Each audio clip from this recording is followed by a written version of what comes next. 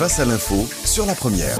Et on va revenir sur tout cela avec vous et votre invité, Eddy Kakelberg, ce soir, puisqu'il s'agit de Samuel Laurent, qui vient justement de publier un ouvrage sur Al-Qaïda en France, véritable travail d'infiltration, où il s'est penché en particulier sur le sort de ces jeunes qui partent mener le djihad en Syrie. Forme-t-on sur place des djihadistes, motivation pour partir, problématique du retour, vers quel réseau vont-ils, vers quel réseau reviennent-ils, par qui peuvent-ils être instrumentalisés et pourquoi?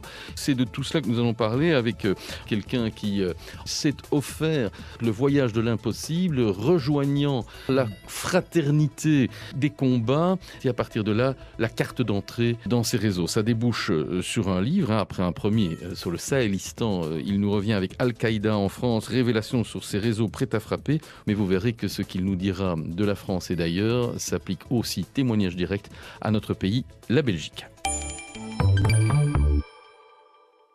Samuel Laurent, bonsoir. Bonsoir. Merci d'avoir accepté cette invitation. Ces derniers mois, on en a en France, en Belgique, un peu partout, sur ces jeunes qui ont défrayé la chronique et qui effraient le politique, qui sont partis là-bas, mais c'était en surface. Mais vous ne pouvez pas décemment faire un livre sur les djihadistes français ou les djihadistes belges ou les djihadistes européens sans avoir été les voir sur le terrain, parce que sinon vous portez le flanc à toutes les histoires possibles et on sait de toute façon que les gens réinventent leur guerre, que ce soit en Syrie ou ailleurs. Donc bien évidemment, il y a une énorme part de romans et il y a de véritables aberrations qui sont rapportées dans les témoignages qu'on recueille en Turquie, puisque quand on écoute les jeunes, invariablement, ils sont partis se battre chez Al-Qaïda. En l'occurrence, ça se passe de façon très différente, parce que pour rentrer chez Al-Qaïda, enfin dans les brigades d'Al-Qaïda, donc Jabhat el-Nusra, ou même dans l'État islamique d'Irak et du Cham, c'est un véritable parcours du combattant à tous les sens du terme, et a fortiori quand vous êtes étranger. C'est-à-dire que quand vous êtes français, vous êtes considéré avec une très grande méfiance, et vous devez faire vos preuves bien plus que les autres et bien plus longtemps que les autres. Pour vous donner une anecdote,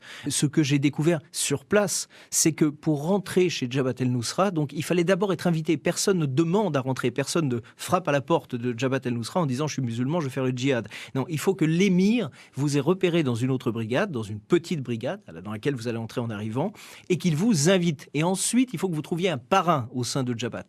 Et l'État islamique d'Irak pousse encore la paranoïa plus loin, parce qu'il faut 3 parrains pour rentrer. Donc il faut que 3 personnes combattant chez les Daesh, donc chez l'État islamique d'Irak, avec une discipline de fer, une paranoïa tous les instants, il faut que 3 personnes acceptent de se porter volontaires. Donc quand on voit les choses de l'intérieur, on s'aperçoit clairement que la plupart des histoires que les jeunes racontent sur Facebook ou quand ils reviennent en Turquie, etc., sont des fables. Ça explique le fait qu'on ne comprenne strictement rien à cette guerre, en particulier les services de renseignement occidentaux. Est-ce que ces groupes sont néanmoins contrôlés d'une manière ou d'une autre par Al-Qaïda et par les Daesh, parce qu'ils leur sont utiles comme sas de pénétration? Bien sûr. Non, mais d'abord, ils sont sous la tutelle véritablement de Jabhat et des Daesh, c'est-à-dire que sur le front, je n'ai pas la prétention de connaître toute la Syrie, je me suis immergé dans un front qui s'appelait Selma, donc qui est à la frontière de la zone alawite et qui est vraiment une zone très dure, entièrement tenue par les islamistes. L'ASL l'a désertée. Dans cette zone, il est évident qu'il y a une hiérarchie très claire. Les petites brigades, donc les brigades locales qui appartiennent à des chefs de guerre qui sont de la région, ou bien même des brigades qui ont fait scission avec l'ASL et qui sont salafistes, sont toutes aux ordres d'Al-Qaïda, toutes aux ordres de Jabhat ou des Daesh. Si demain, Jabhat el-Nusra décide de faire une opération, de lancer une offensive, etc., et qu'elle a besoin d'hommes supplémentaires pour épauler justement son action, les brigades locales, les petites brigades, et elles sont par exemple dans cette ville de Selma qui est dévastée par les bombes, il y en a 7 ou 8, les petites brigades sont aux ordres de Jabhat el-Nusra, tout comme elles seraient aux ordres des Daesh, surtout à l'époque où j'y étais, parce que maintenant c'est vrai que les choses sont devenues plus tendues entre les deux organisations concurrentes, si j'ose dire. Alors, le salafisme, c'est le mot-clé pour tout comprendre. Derrière ce que l'on connaissait depuis 2001, Al-Qaïda et autres, il y a un mot qui se cache et qui explique une grosse partie de l'enjeu. Mais vous avez tout à fait raison. On a tendance à essayer de parler de terrorisme, à essayer de parler de djihad, etc. Or, le fond du problème qui nous impacte directement en Europe, c'est le salafisme. Ce que ces jeunes apprennent, qu'ils rentrent ensuite dans les brigades d'Al-Qaïda ou qu'ils rentrent en France ou en Belgique ou en Allemagne ou en Hollande au bout de 3 mois ou 4 mois, ils apprennent 2 choses. La première, c'est qu'ils apprennent à se battre. Et c'est une école de guerre qui est infiniment plus efficace que l'Afghanistan, par exemple. Je peux vous dire d'expérience que les 2 fois où je suis rentré en Syrie dans les camps des brigades salafistes, j'étais avec des Palestiniens et avec des Français, les nouveaux arrivants du jour, si j'ose dire, et aucun d'entre eux ne passait par ces camps d'entraînement. Ils partaient directement au front et on leur donnait une Kalachnikov entre les mains et c'était terminé. Donc ils apprennent à se battre de façon extrêmement efficace, donc ils apprennent le meurtre, ils apprennent le sabotage, ils apprennent le combat de rue, toutes choses qu'ils peuvent réutiliser ensuite à leur retour, mais surtout, ils apprennent le salafisme. Et le salafisme, c'est une idéologie vis-à-vis de l'Occident qui se fonde exclusivement sur la haine. On leur apprend un des piliers du salafisme qui s'appelle le Al-Wala al-Bara, qui représente en fait le bloc des croyants et qui implicitement donc crée un antagonisme avec le bloc des non-croyants. Donc c'est un état de guerre permanente. On leur apprend ce qu'on appelle le djihad mubada, c'est-à-dire le djihad d'annexion, qui constitue la seule politique étrangère du salafisme, à savoir l'annexion de territoires qui ne sont pas encore sous le contrôle de la charia et qui doivent à tout prix donc être placés sous l'autorité de l'islam.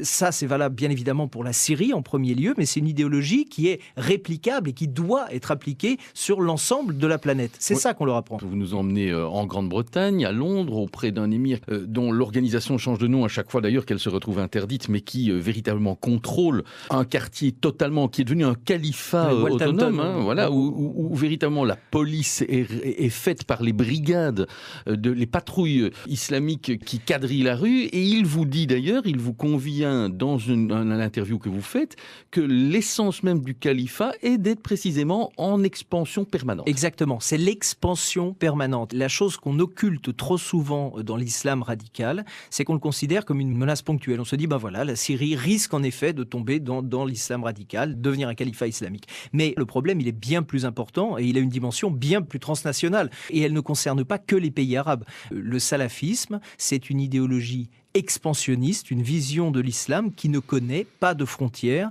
et dont l'unique objectif, c'est d'annexer des territoires pour les placer sous le contrôle de la charia. Si vous demandez à Anjem Choudary, le monsieur dont vous parliez qui est à Londres, si vous demandez également à ces brigades dont vous parliez qui font une véritable police islamique, qui frappe les gens quand police morale, voilà, mais police vraiment physique, c'est-à-dire que quand vous circulez avec une canette de bière, on vous intime l'ordre de l'acheter, sinon on vous tabasse. C'est Walthampton, une femme en mini-jupe. Pareil, rentrer. Si vous demandez à tous ces gens, ils vous diront que l'islam ne peut pas arrêter de se propager avant que le drapeau de l'islam flotte sur la Maison Blanche, les parlements européens, à l'Élysée, etc.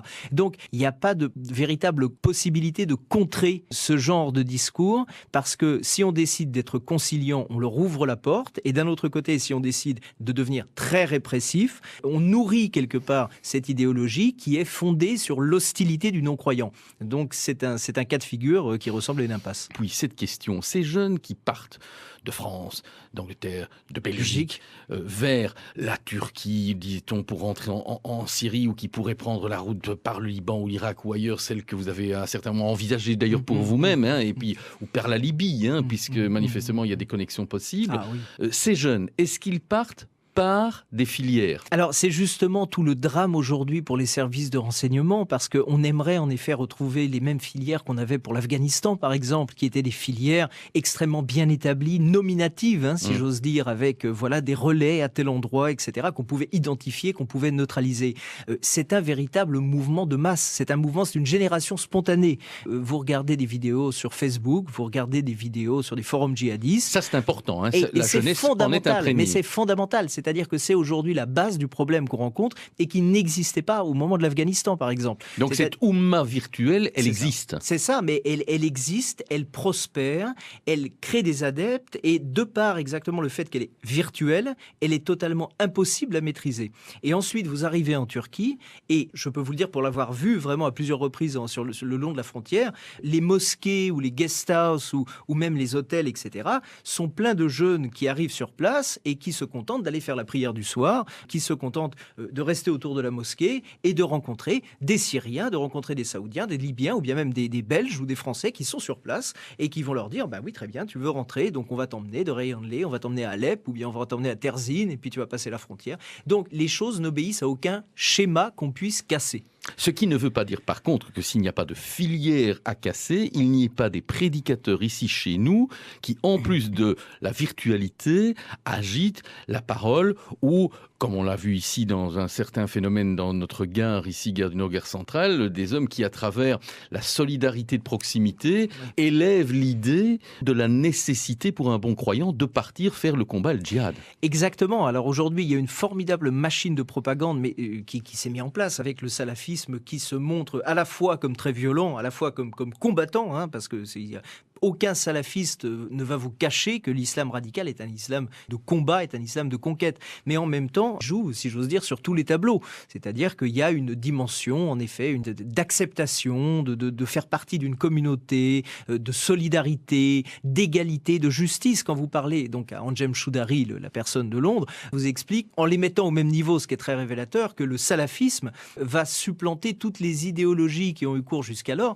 comme le communisme, comme le capitalisme. Donc on ne parle pas simplement d'un système religieux, mais on parle véritablement d'un système politique, avec un programme, avec des idées et des objectifs qui sont assez clairement établis et qui trouvent, et je trouve que ça c'est quand même le plus inquiétant, qui trouvent un écho extrêmement important dans notre jeunesse, mais pas seulement dans la jeunesse issue de l'immigration, mais également chez les Belges de souche, chez les Allemands de souche, chez les Français de souche, qui se convertissent en masse. Votre interlocuteur vous dit, si vous prenez n'importe quel curé à l'instant même et que vous lui demandez de vous présenter les convertis de la semaine ou du mois, il n'en trouvera pas 10. Ici, nous, et partout, chez vous, en France, en Belgique et ailleurs, je peux vous trouver à l'instant même, par jour, des quantités incroyables, surtout que, et j'en ai fait le rapprochement évidemment, vous nous rappelez que bon nombre de centres, que l'on peut qualifier de mosquées ou de centres en tout cas, pour la conversion, pour la shahada, etc., ne sont pas avec minaret sur rue, si j'ose dire. Exactement.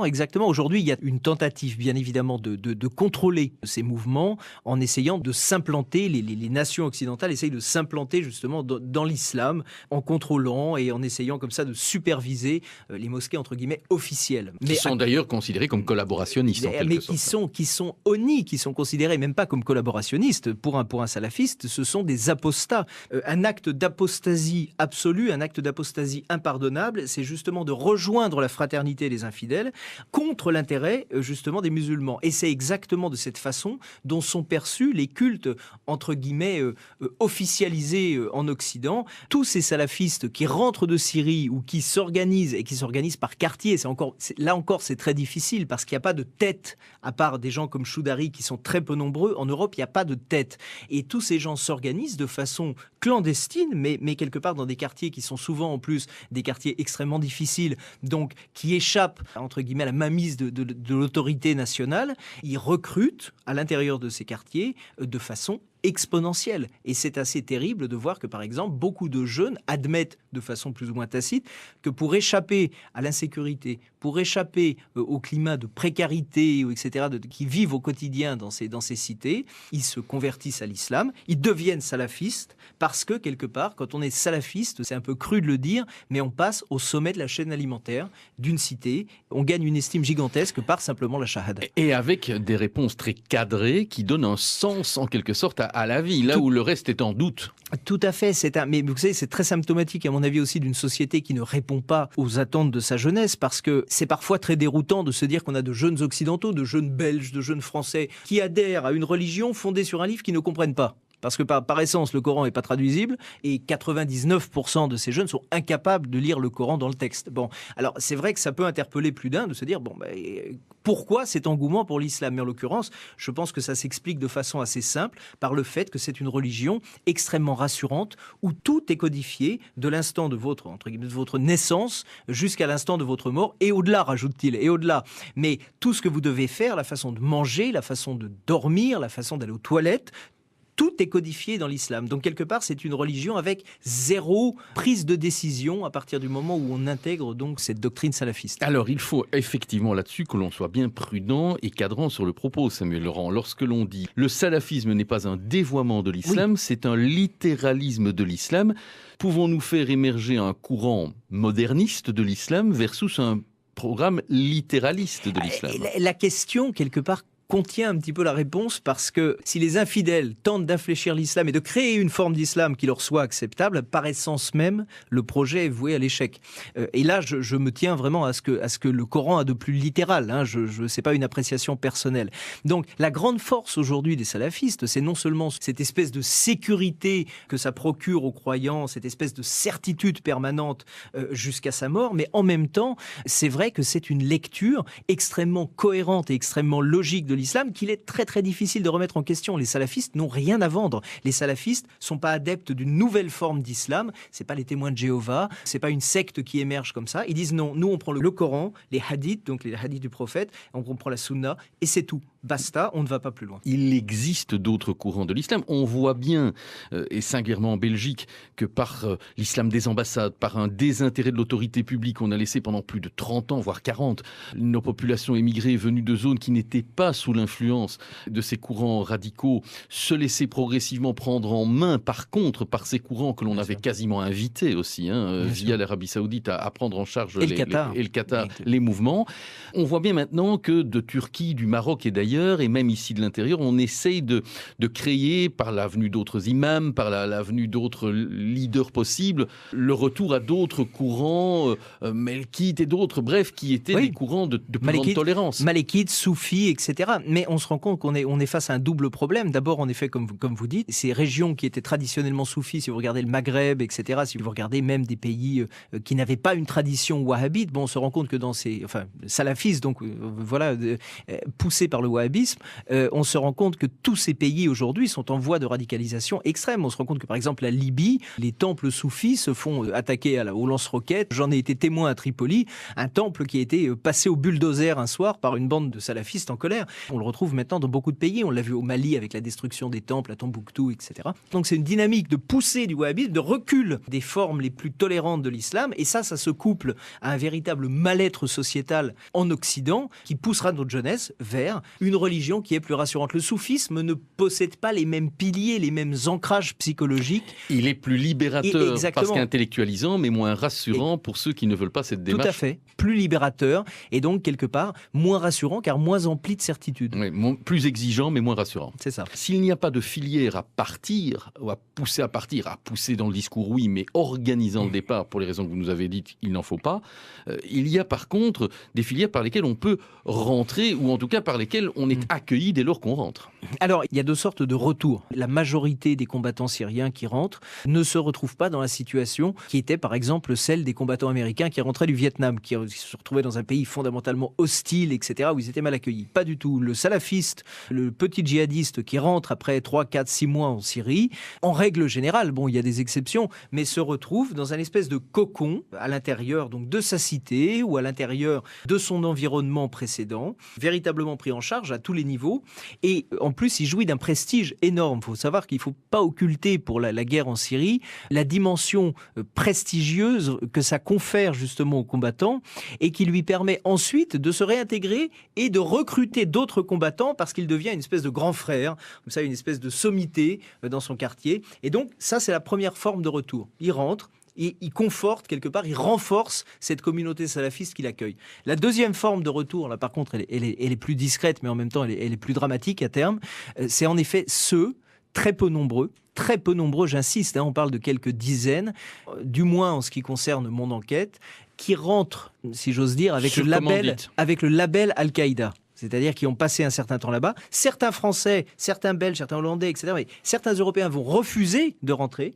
Certains Européens vont refuser de rentrer et de prendre cette mission, mais d'autres, en effet, l'acceptent. Alors, ce sont des gens qui, là, pour le coup, vont être formés à la clandestinité, qui ne vont pas revenir par la Turquie, qui ne vont pas revenir en France directement, qui vont passer par la Somalie, parce qu'il y a des camps en Somalie qui leur donnent une latitude, un degré de liberté absolue. Et ces gens-là vont être formés à la clandestinité, réimplantés en France ensuite, parce que mon enquête portait sur la France.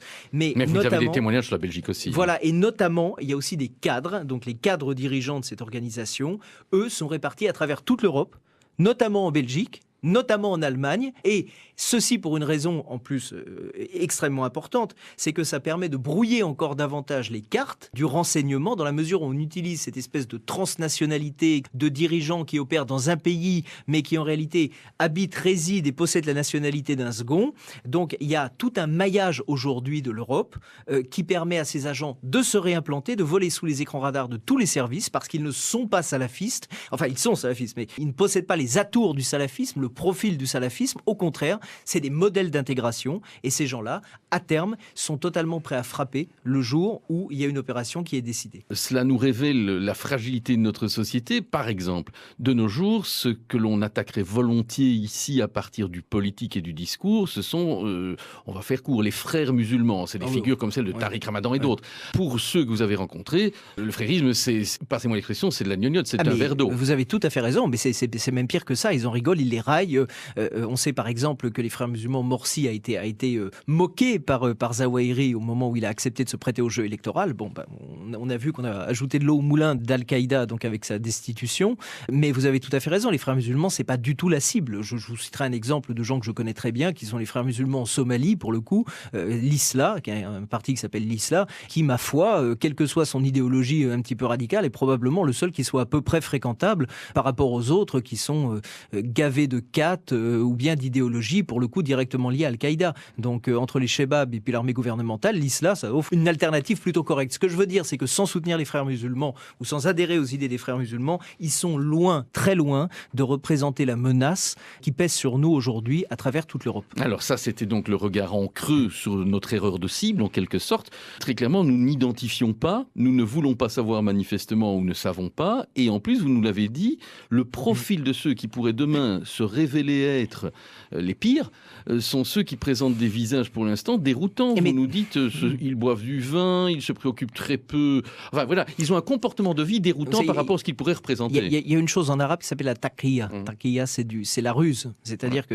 pouvoir mentir sur ce que l'on est. Il est dit, quand tu es en danger, tu peux donner le change. Quand tu es en danger devant l'infidèle, tu peux donner le change. Voilà, ça fait partie de l'arsenal, entre guillemets, de ces gens. Mais il est évident qu'ils ont parfaitement compris la façon dont les services de renseignement fonctionnent. Les services de renseignement belges, français, anglais, etc., peu importe. C'est des gens qui dressent des profils, c'est des gens qui suivent un certain nombre de protocoles, et c'est exactement comme une partie d'échecs, parce qu'en l'occurrence, le cadre de cette organisation était très féru d'échecs, mais c'est exactement comme une partie d'échecs. Quand vous connaissez le coup de votre adversaire, quand vous connaissez sa manière d'agir, sa stratégie, vous allez vous adapter et vous allez justement éviter ses points forts et vous engouffrer dans ses failles. Ce n'est quand même pas la première fois, ne fût-ce que les interdictions successives en Grande-Bretagne autour de ces mêmes mosquées, de ces mêmes organisations. Alors elles témoignent à la fois du fait que l'on sait, parce qu'on est interdit, mais quoi, on n'a pas vu la mue ? Toute l'Europe a commis un grand nombre d'erreurs en ce qui concerne la Syrie. On n'a probablement au début pas vu la menace venir, tout comme quelques années plus tôt, on ne l'a pas vu en Libye. On n'a pas vu, alors que c'était extrêmement clair que ce pays allait sombrer donc dans une espèce de somalisation,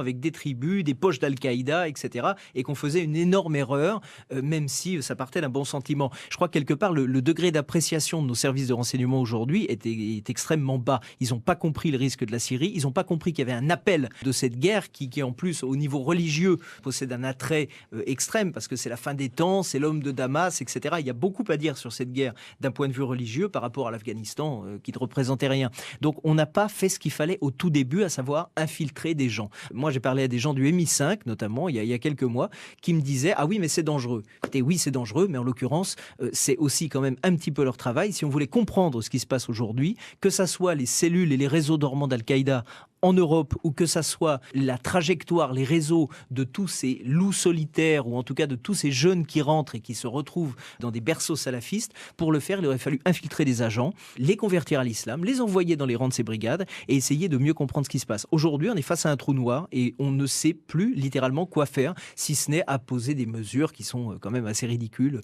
du genre pas de passeport pour les mineurs qui veulent partir quand il suffit d'une carte d'identité. On a néanmoins dès lors raison de condamner ces jeunes qui partent, en tout cas de les considérer comme très suspects quand on peut les identifier au retour. Vous savez que chez nous, en tout cas pour ceux qu'on a pu cibler, on les arrête, on les interpelle, ils font l'objet de débriefing par la sûreté, par les forces de police. Ils sont parfois poursuivis en justice pour association terroriste, pour actes terroristes posés. Parce que je vous avoue aussi qu'il y a un discours, vous le savez, chez nous, de dire mais enfin, nous sommes intervenus, nous Européens, en Libye pour faire tomber un régime ONI, nous ne l'avons pas fait en Syrie pour un régime qui ne paraît pas moins sanglant. Des comparatifs avec les brigades internationales dans la guerre d'Espagne sont venus, donc il y a une forme de légitimation. On a raison d'avoir une contrainte sur eux. Les gens d'Al-Qaïda vous disent il y a des gens de nationalité européenne qui vont combattre dans l'IDF en Israël, et ça on le tolère. Alors pourquoi est-ce que nous on tolère pas ? Bon, pour faire simple, je peux dire une chose. Tous les djihadistes qui rentrent, presque tous, parce que c'est vrai qu'on ne peut pas généraliser, mais d'après mon expérience, d'après mon vécu, à leur côté, presque tous les djihadistes qui rentrent sont potentiellement des terroristes. Pourquoi ? Quand on est salafiste, l'envie d'agir contre une ambassade, l'envie d'agir contre une cible quelconque, l'envie elle est là, parce que nous sommes les ennemis. Donc l'envie elle existe, mais quand on a été en Syrie, quand on a combattu à ce degré d'intensité et de férocité, le passage à l'acte ne pose plus aucun problème. Donc potentiellement, il faut agir très fort contre les djihadistes, même si au départ ils sont animés d'une intention, ma foi, plutôt louable, mais c'est un risque trop grand pour lequel on risque de payer un prix trop fort, et il faut agir pour y mettre un terme. Alors, lorsque l'on entend effectivement ces discours haineux à l'égard de l'Occident naître dans nos quartiers, dans nos maisons, lorsqu'on constate des formes d'antisémitisme qui reprennent force violente chez nous, est-ce que l'on a raison ? Est-ce que certains ont raison de dire il faut aussi l'attribuer à ça ? Vous ne voulez pas voir certains aînés dans les communautés d'origine immigrée nous disent vous ne voyez pas la radicalisation qui est à l'œuvre chez nous dans nos quartiers. C'est eux qui nous avertissent et on ne les entend pas ? Exactement. Écoutez, moi je suis loin d'être un spécialiste des banlieues européennes. Je ne les ai fréquentées que pour ce livre en revenant de Syrie avec les vétérans de Syrie.